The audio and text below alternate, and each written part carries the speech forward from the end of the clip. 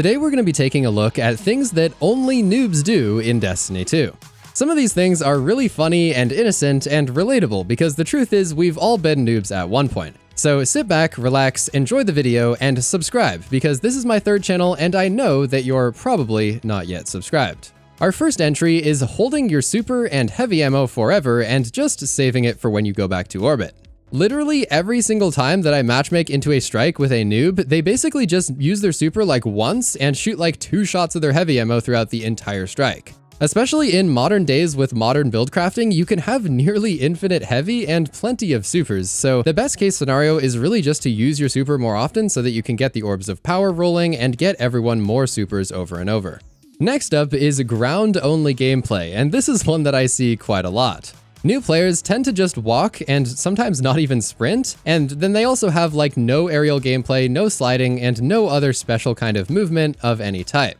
Advanced movement is a very common element of all skilled players' gameplay, so when you see someone who is just walking and firing their weapon and basically looking like they have no clue what they're doing, that is a very telltale sign that someone is a noob.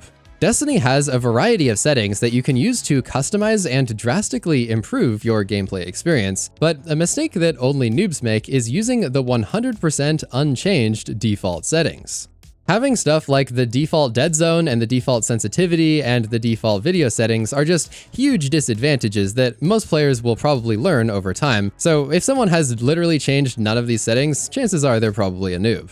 I recently made a video about this topic over on the main channel where I cover the 25 settings that you need to change in Destiny 2, so feel free to check that out after you're done with this video. Exotic weapons and armor are extremely powerful in Destiny, and they should be a part of every player's loadout, but a very common thing that noobs do is not using exotics or perhaps even using the wrong exotics in their loadout. Some exotics are just so bad that you should really never use them unless of course you find them fun, and there are also other exotics that simply do not work at all if you use a certain subclass. For example, Celestial Nighthawk is a great and popular pairing with the Golden Gun subclass, but you would be shocked at the number of noobs I see who are using it with their Arc Strider. The other thing I see frequently is brand new players loading into the Crucible with their PvE exotics equipped. Like, for example, Orpheus Rig is quite good if you're using Tether, but if you go into PvP, it's just absolute garbage and basically does nothing. The following thing is so widespread that has basically become a meme about noobs in the Destiny community, but within the Corrupted Strike, there is this orb that you need to pass between multiple players in order to charge it up. Very famously though, when noobs enter this strike, they never have any idea what to do with the orb and they never pass it to anyone, making this whole situation just a very memeable moment in the Destiny community. Another one that has become an absolute classic is not doing the secret objectives to make basic public events heroic. There are certain events that can be easily sabotaged by noobs who don't know what they're doing, and then the experienced players will not be able to make it heroic, and therefore everyone will get less loot and everyone will be upset. The Blight public event has become perhaps most known for this issue because you actually need to stand in the little blights in order to shoot the big blight. But noobs basically never do this and they destroy the little blights and thus make it impossible to make the event heroic. The next thing that only noobs do is not infusing their best items up to their new high power level. It's truly unfortunate, but I've actually heard of a lot of noobs who start deleting their best things because they don't actually know that infusion exists and they can be increased up to the max power. In my video where I played along with my friend who had never played the game before, we noticed that infusion is actually never explained to anyone within the game, so it kind of makes sense that new players simply do not know of its existence. Along the same lines, it's also very common for noobs to simply just delete their best stuff because they don't have the knowledge or expertise to know that it's actually good. A classic noob mistake that everyone makes at least once is punching the big exploding enemies. Whether it's a cursed thrall or an exploder shank, I know that everyone probably did this on their first day of playing the game. This did not used to be a thing back in the day, but modern Destiny has a variety of third-party tools and websites and apps that simply make you better and more efficient at playing the game. If you're a veteran player who's been playing this game for a while, you probably know about stuff like DIM and LightGG and D2 Foundry, but noobs tend to be completely ignorant of all of these websites and use none of them. I always try to tell my noob friends about these services because they can be extremely helpful, so if you also have someone who is starting out on the game, maybe recommend that they install the Destiny Item Manager right away. One of the most obvious noob mistakes that I've seen is having extremely bad stats, and that can kind of come in a few different forms. For example, at least in the current meta of the game, having a low resilience stat is an absolutely awful decision, and therefore basically only noobs will have really low resilience. Another one is having stats that end in a really high number, so for example, having 69 mobility instead of 70. Destiny stats will actually only give you a bonus every time you reach a multiple of 10, but noobs tend to not know this, and therefore they have a bunch of bad stats that are wasted, like 68 and 55 and 77.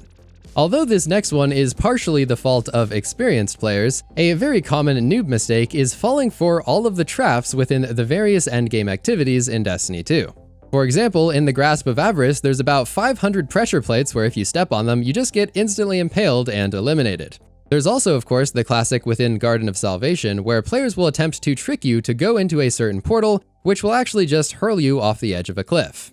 Finally, there are also the doors in the Pit of Heresy, and new players often go around and try to figure out which door is actually the right one to go through.